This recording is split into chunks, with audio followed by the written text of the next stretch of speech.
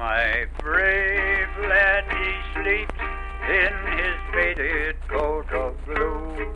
In a lonely grave alone lies the heart that beats so true. They will find him and know him amongst the good and true, when a robe of white is given for that faded coat of blue. No more the bugle. Welcome to War of the Rebellion, Stories of the Civil War. I am your host, Leon, and this is a reading of the regimental history Under the Maltese Cross, Antietam to Appomattox, the Loyal Uprising in Western Pennsylvania, 1861 to 1865, Campaign's 155th Pennsylvania Regiment, narrated by the rank and file. And this is episode 25, chapter 13, Spottsylvania, North Anna, Bethesda Church, and Cold Harbor. Ayres Brigade at Spottsylvania.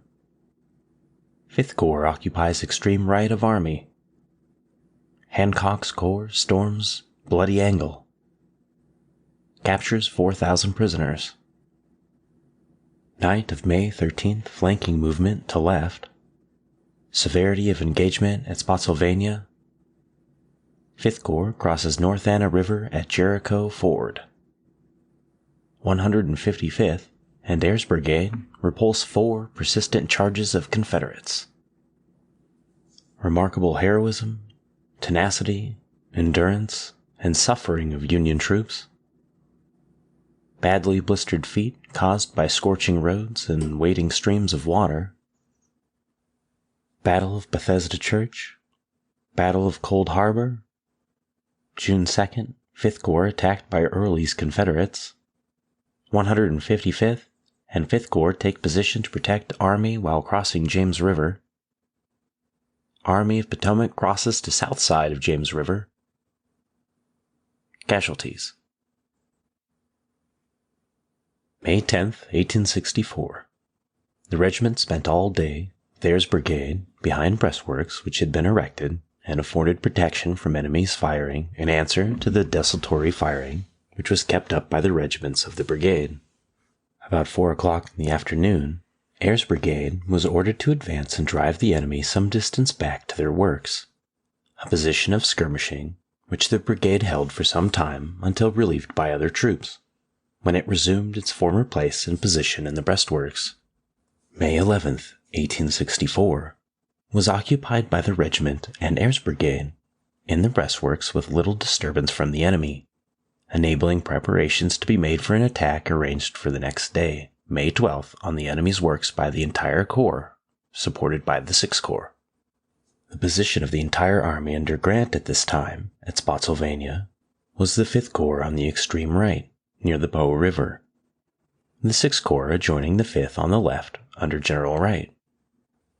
The 2nd Corps, under General Hancock, continued the line to the left, occupying the front of the salient of Lee's entrenchments.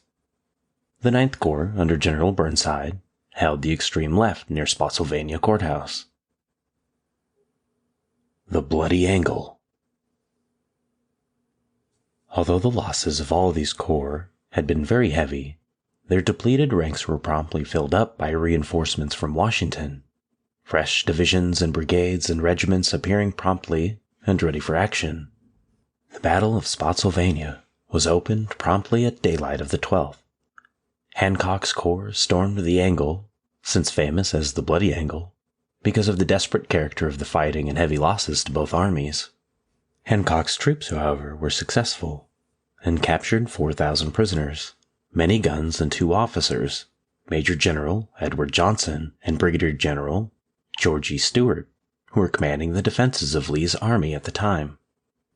The news of this victory spread like wildfire in the other Federal columns and lines of battle. The 5th Corps, later in the day, had to fight hard to hold the Confederate works, which had been captured by Hancock, the enemy making repeated and desperate assaults to recover the captured works. The 155th Regiment of Ayres Brigade occupied part of the captured works. The losses on both sides were very heavy because of the closeness of the infantry and artillery firing. The troops under Warren in this vicinity were required to change position so often because of the changes in the enemy's movements as to make it very difficult in the new country to distinguish the points of the compass. From the 13th to the 18th following, the 4 corps of Grant's army occupying their own works and the works captured from the enemy at Spottsylvania were never out of the reach of the enemy's artillery. The Confederates would not leave their works to attempt to dislodge the Union troops where entrenched. The positions of both armies were very strong, the fortifications being practically impregnable, and Grant and Lee were undoubtedly playing a game of chess with their armies in the matter of movement of troops.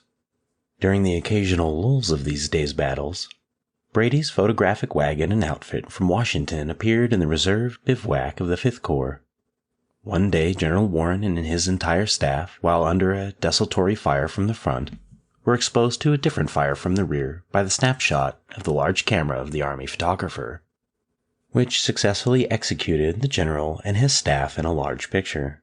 General Warren's staff was composed of a brilliant and capable set of young officers: Captain Robert Warren, Colonel Fred T. Locke, Assistant Adjutant General, who had served in that capacity since the organization of the 5th Corps, attaining rank as Brevet Brigadier General for meritorious conduct at Five Forks and Appomattox.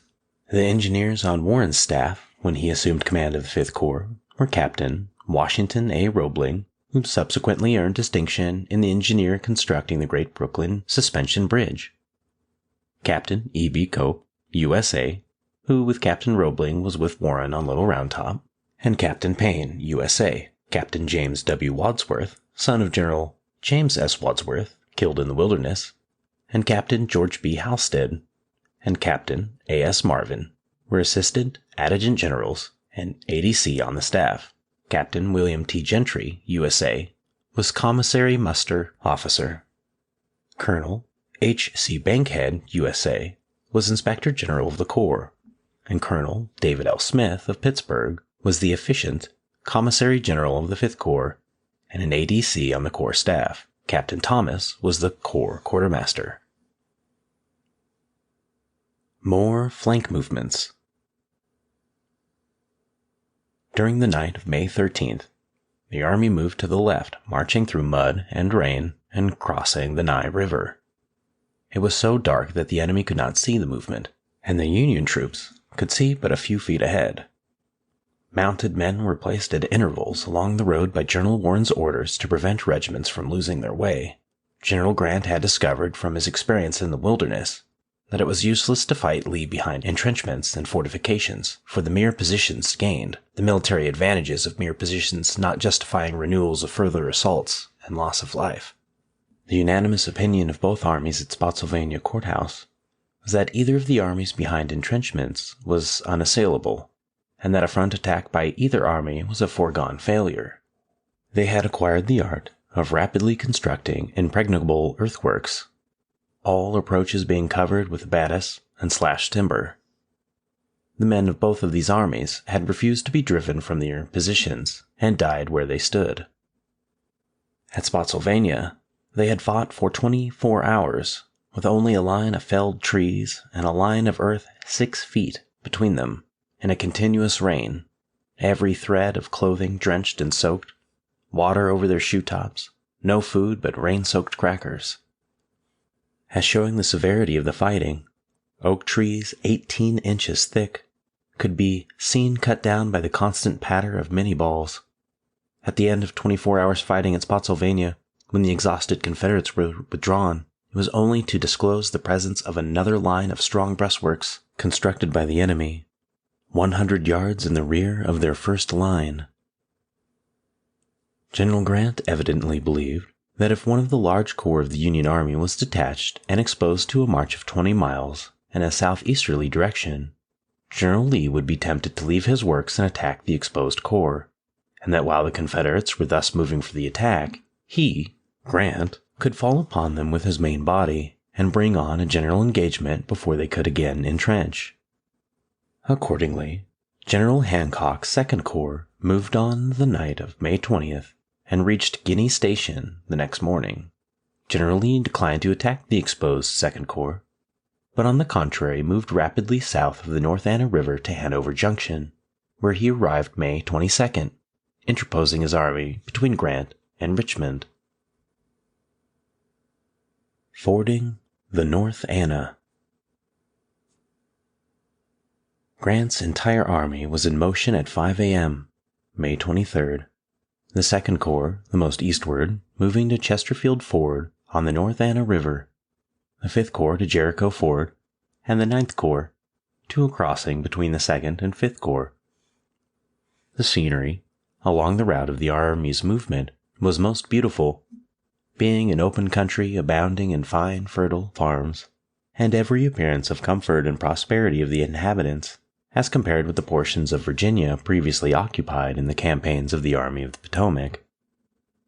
Ayres' 1st Brigade of Griffin's division waded the North Anna stream at Jericho Mills Ford, time not permitting the troops to wait for the pontoon bridges which were soon to follow. General Ayres' brigade advanced the line further from the crossing as each brigade of the corps following got over. A strong skirmish line from Ayres' brigade was posted ahead, driving the Confederate outposts in advance of them. The fording of these streams by so many men, in water so cold, and often in places so deep, was attended with great difficulty to the troops, but the urgency of the race for positions left no alternative, it being generally known that Breckinridge's and A.P. Hill's Confederate forces were in position at another portion of the stream where there was a ford, in anticipation that that would be the place where the Union troops would cross instead of Jericho Mills.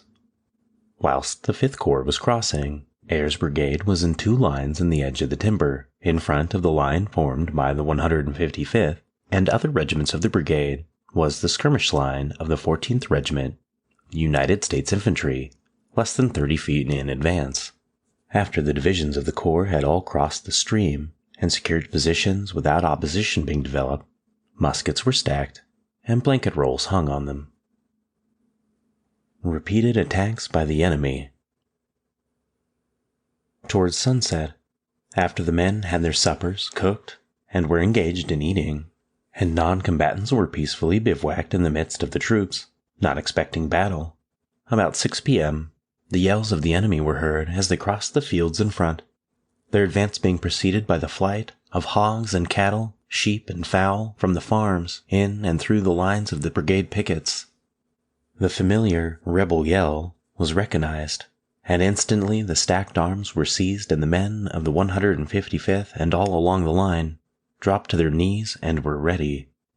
The first line of skirmishers fired steadily during the first and second attacks of the enemy, the 155th, and Ayres' entire brigade then advanced over the line of pickets and repulsed 3 more persistent charges of the Confederates, the last severe charge occurring after dark, although during the entire night frequent renewals and attempts were made at very short intervals to drive Ayres' men from their position, which was being strengthened every moment by the erection of earthworks. During the night, frequently both pickets and skirmishers were driven in, and the men behind the works engaged in strengthening the same dropped their tools and opened fire, checking the enemy's further advance. The attack was a total surprise. General Ayres, who led the advance and who rallied the first troops that crossed around the corps flag, was most active in directing the firing during the engagement. At the time of the first attacks and charges by the enemy, there being no entrenchments, the loading and firing of the troops of Ayres' brigade was all done while kneeling. After the repulse of the enemy, the engineer's tools, the spade, shovel, axe, and pick, were brought up and put to work, and, as stated, were frequently exchanged during the night for the musket to repel the fierce assaults upon the pickets and skirmishers. Among the killed in the first attack by the enemy in this action were Privates William S. Hindman of Company E and Theodore Baldwin of Company F, 2 of the youngest and most popular members of the regiment, and no deaths produced greater sorrow to their comrades. On the morning of the 25th of May, it was discovered that the enemy had withdrawn from the battlefield of North Anna, leaving a large number of killed and wounded on the field. The 155th Regiment alone, in going over the field in front of their position, gathered up a wagon load of Confederate arms, with the bayonets still fixed, which had been left by the enemy on the field. Generals Meade and Warren both, in orders, publicly congratulated General Griffin, the division commander, and General Ayres, commanding the advance brigade, for the gallant style in which their commands repulsed the repeated attacks of the enemy. Tuesday evening, May 26, 1864, the 5th Corps was again on the move, Ayres' brigade leading the advance along the line of the Virginia Central Railroad. Details of troops were made up to tear up and destroy the track, which occupied all the day. Ties were piled up and set on fire, and the rails were laid across the piles of burning ties and heated. Squads of men then seized the rails at each end and bent them all sorts of shapes. The railroad bridges and much stock were also destroyed, but little time was given the troops for rest, and the 155th Regiment, under command of Lieutenant Colonel Ewing, was among the busiest troops engaged this day. On Wednesday morning, May 27, 1864, whilst operating along the railroad mentioned and advancing towards Hanover Junction and the Pamunkey River, Company E of the 155th Regiment, with 3 companies of the 91st Pennsylvania and the 140th and the 146th New York, were detailed as advanced skirmishers. They were deployed in an open field, really serving as vedette posts, being protected only by hastily gathered railroad ties, behind which the skirmishers lay and hid their bodies from the unusually accurate range of the enemy sharpshooters, many of whom were posted on trees in the adjoining woods. The Minnie-balls that raised the dust along this exposed skirmish line were very numerous, and continued until night set in, when Company E was relieved from the skirmish line. Coolness of General Griffin under fire. An episode which elicited the admiration of the men on the skirmish line was the calmness and coolness displayed by General Griffin, the division commander, while in a very dangerous position. As the general visited the vicinity of the exposed skirmish line of Company E, commanded by Captain George M. Laughlin, he approached the advanced position through heavily wooded timber where his division was concealed, walking along the public road towards the front and making no effort to conceal his presence from the enemy. The general, apparently unconscious of the danger, exposed himself to plain view of the enemy as he approached the outposts of the skirmish line in order to take observations of the enemy's positions. He was warned by Corporal John M. Lancaster of Company E, who was on duty closest to General Griffin's position, to get under cover, as the enemy's sharpshooters, concealed in the trees and other places, had full range of the position.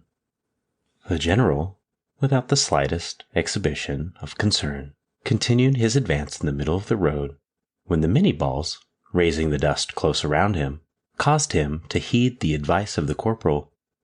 As General Griffin turned to leave the road for the cover of the woods, a Minnie-ball struck the heel of his boot, on which the general turned towards the enemy, and said loud enough for the men on his own skirmish line to hear, quote, "Johnny, your aim was bad. You shot a little too low this time," unquote, and then disappeared in the woods. In less than 10 minutes after, General Griffin dispatched the Maryland Brigade of 3 regiments to take position in the field occupied by the 155th skirmishers, to drive the enemy's pickets and skirmishers back from the position they occupied. This the Maryland Brigade did in gallant style, but not without heavy loss. The ground gained on the railroad, and property destroyed and track torn up by Grant's army this day, while keeping the troops unusually busy, was quite satisfactory, and General Grant, evidently not desiring to have a battle on this railroad thus destroyed, issued orders to move on to the Pamunkey River. This led to the evacuation of the Union breastworks just completed for defensive purposes, as was done at Spottsylvania. Changes in campaign methods. And here it is proper to recognize a condition that began in front of Spottsylvania Courthouse and continued until the end of the war. In all engagements previous to Spottsylvania, the regiments were maintained as units, each regiment usually having its front covered by a detail of skirmishers from its own ranks, and somewhat under the observations of the regimental commanders. But in the strenuous fighting in the wilderness, and the first 2 days at Spottsylvania, the limit of human endurance was reached. Commanders of brigades, regiments, and companies could not personally supervise every detail of the moving, fighting, and care of their commands, every hour of the 24 hours of the day. No less could the rank and file stand up without sleep, food, or rest. They had to be relieved from the firing line for sustenance, washing of face and hands, even though with a small amount of water poured from a comrade's canteen, issue and cooking of rations, replenishing of ammunition, and cleaning of guns. During the Battle of Spottsylvania Courthouse, the entire line of the 5th Corps was held in close contact with the enemy's line at from 200 to 400 yards distant, with the intention of assaulting if the enemy weakened his line in front by withdrawing troops to reinforce other parts of the line and resisting the attacks of the 6th, 2nd, and 9th Corps. The fighting on the skirmish line was constant and severe, with many attacks on either side to test the resistance of the line in their front.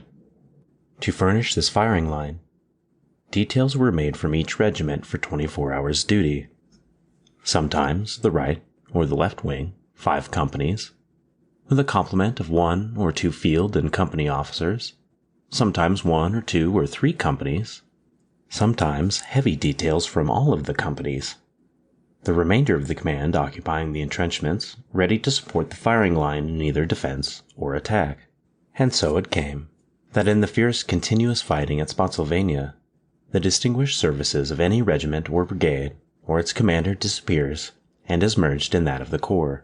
But in this development of the subordinate officers and their detachments came so many instances of personal gallantry that the pen fails to record, and a record of the same would be wearisome to the reader.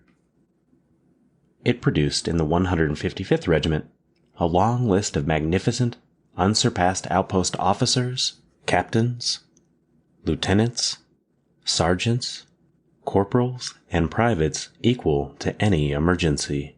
No night was too dark, no thicket too dense, no swamp too treacherous to establish a line of active skirmishers. In open ground and daylight, a squad of 4 men, each with a couple of rails on his shoulder and musket in hand, made a rush to the ground selected in advance. On arriving on the ground selected, the 4 of each squad then combined their rails, and dropping behind them, 1 firing and 3 digging. By this means they entrenched in a few minutes the places thus selected with marvelous swiftness and skill in close contact with the enemy. Did the position occupied by the enemy's skirmishers suit better, they were by the Union skirmishers boldly charged upon, their line penetrated, and taken in reverse, prisoners sent to the rear, and the pits made to face the other way. Reprisals were frequent on both sides, the fighting fierce and deadly, sharpshooting constant and skillful. The heroism, tenacity, endurance, and suffering cannot be told. A man or regiment in a historical battle for an hour or fraction thereof can say he was in such a battle. What can be said for the detachments engaged in continuous, hourly battle for the many weary miles from Spottsylvania to the James River? The operations in advancing on Cold Harbor partook very much of the foregoing character. On May the 27th and the 28th, the regiment marched 20 miles and halted at night very weary and fatigued, suffering much from heat and thirst. On the 20th of May, after reaching Hanoverton, the regiment crossed the Appomattox River and again began putting up as usual works for defensive position. Early in the morning, May 29th, the left of the 9th Corps connected with the right of the 5th Corps, the 6th Corps on the right of the 9th Corps, and the 2nd Corps on the extreme right, and the whole line thrown forward in front of Hawes' store. May 30th, the 5th Corps continued the advance of Griffin's division towards Shady Grove Church, capturing 2 lines of earthworks. At the close of the day, the 5th and 9th Corps had been placed south of the Tullapatomi Creek line held by General Lee, and on the right flank of Lee with the 2nd Corps passing the enemy's line along Tullapatomi Creek from Atlee Station southeast Ridley to vicinity of Cold Harbor. As fast as ground was gained from the enemy, the new position was entrenched, and usually a counterattack had to be repulsed. Occasionally, several attacks had to be repulsed in quick succession. More flanking movements, much suffering, is where we will pick up next week, my friends. Let's talk about, well, I've got a lot to talk about this time, actually. First up is breastworks and entrenchments.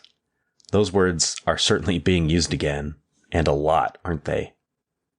And I'm not sure there's too much about the battles themselves that I'm going to talk about that haven't been covered in greater detail by historians and other military minds. However, a few things jumped out to me, but before I talk about that, on my website, rebellionstories.com, I'm going to have an animated featured battle map from the American Battlefield Trust. It's about a little under 20 minutes long. But, let me get this out of the way. I'm not sponsored by the American Battlefield Trust in any way, shape, or form. I have briefly held communications with Gary Edelman to talk to him about my trip going to Gettysburg as a march. And so I want to talk to you guys. You might think that the battles of the American Civil War are protected by the federal government or by individual states, but they're not. Like, some portions of them are, but they're not protected. Not a lot of them. So the Battlefield Trust makes really great content. And so I'm going to ask you if you got some money to spare. And I know money has been tight and all. So if you don't have money to spend, don't spend it. But if you do, battlefields all over the country are at risk of destruction from cooker-cutty houses being built over them, which is the worst version of all for something to get destroyed. So if you have a few bucks, throw it to them, okay? Because they do real, amazing, and wonderful work for the people of our country to preserve these historic sites. And you know what? They get it done, too. All right, moving on from that, I want to talk about Brady's photographic wagon and the words used in regards to that, because I think the authors are poking fun, but I'm actually not sure. Right? So while General Warren and his staff are exposed, I'm guessing to random bullets, right? That's desultory fire and cannonballs. They're getting a picture taken, right? And this is, and I quote, which successfully executed the general and his staff in a large picture. I sometimes can't tell if these dudes are making a joke or if it's just the language from the time that the book was written. But either way, it made me laugh, and I wanted to talk about it again. All right, moving on from that. I'm not going to talk about the movements of the armies, because I'm not a general except for in Warhammer, and that hardly applies to the American Civil War. So I'm really just going to talk about some interesting things that I found in this battle that the authors wrote about. After the regiment at North Anna was having dinner and was attacked by the rebels, and the animals themselves were preceding the attack as the rebels were coming at them, and you could see cows and pigs and chickens all running pell-mell to where the Union soldiers were. What a wild scene that must have been. Especially since the rebels seem to have fought really hard for that location, but I hope a whole bunch of them got eaten, Soldiers didn't have the best of diets a lot of the time. So that's my headcanon. That's what happened. All right. And the authors talk about the spade and shovel being engineers' tools. But any modern infantryman knows that every single person gets to carry their own shovel now, which is, in the Marine Corps, we called them an e-tool, and they were small shovels that fit on your back. So I found that, just a little bit interesting as the time period has changed, that infantrymen weren't seen as diggers yet. But maybe they were, I'm not sure. But in this so far, they haven't been. But it seems like they get to be pretty soon, right? This is one of the campaigns that really sticks on them, where they start digging in every chance that they get. And somebody asked, I got an email that asked when I was in the Marines. It was about 10 years ago now. All right. I want to talk about the vidette posts. And this is what got me really fired up. I was really excited for this. And the skirmish fire and how they were fighting, and of course General Griffin being a total boss and telling the rebels out loud that their aim sucks. That's pretty hilarious. But on top of that, the way they explained how it went on through the end of the war was digging and advancing. And to use that to capture enemy skirmishers, to take positions when they weren't in like a general combat between, mass units. Man, that's modern combat. 100%. They were essentially doing something that we call, I'm up, he sees me, I'm down. And it just in like an older form of fashion of that. And I'm up, he sees me, I'm down. You say that to yourself when you get up to run. I'm up, the enemy sees me, and then I'm back down on the ground so you can't shoot you. But while you're doing that, somebody else is covering you with covering fire. And you just kind of like, you can do I'm up, he sees me, I'm down with individual fire teams, adjoining squads, entire platoons. So when I was reading this, I was kind of like got a big smile on my face. I mean, they were using wooden rails as portable cover while digging in. But if you're having men to your left and your right also do it, and then you're advancing at some other point in time, that takes a lot of skill. Amateurs aren't going to be able to pull that off. This is like, these are well-oiled machines that the soldiers had become to be able to pull this off. And I became very impressed because I know what it takes to, to kind of pull something off like that. All right. That's the last of my notes. I just one more thing. I want to thank you all for listening to my podcast because we have now crossed over 40 listeners per episode on average. So, thank you. It really means a lot to me that you guys have chose to dedicate some of your actual real time that you don't get back listening to me. And I appreciate it. I just wanted to let you know that. Also, come check out my website at rebellionstories.com. A lot of you have been, so thank you so much for that. I'm trying to... It takes a long time, actually, to build content for that. So, thank you very much. And I think this weekend, I think I said I was going to do it last time, but I just didn't get around to it. But I'm going to lay out all of my gear. And I live in two different places. I have a house, and I'm not living at my house right now while I'm working. So my gear is at the house and not where I'm living currently. So I'm going to lay out all my gear that I'm taking with me on the trip, including some of my hardtack and some other stuff that I'm going to be going with me.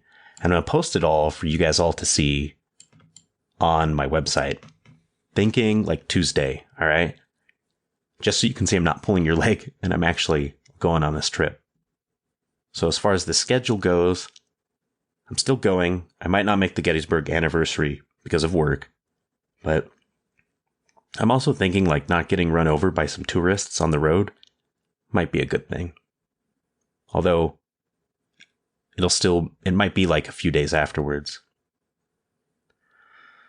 Well, all right, my friends, that's it. I need to go work out and clean my Springfield rifle. And man, it's actually really fun being able to say that. Enjoy your fantastic weekend. Take care of yourselves. And be happy, man. Just be happy. You're still alive, right? And you just made it through a pandemic to listen to my podcast. All right. I'll see you guys next week, okay? Have a great one. They will find him and know him amongst the good and true. When a robe of white is given for that faded coat of blue, no more the bugle calls the weary one. Rest, noble spirit, in thy grave alone. They will find you and know you amongst the good and true. When a robe of white white is given for that faded coat of blue. He cried, give me water and just one little crumb, and my mother, she will bless you through all the years to come.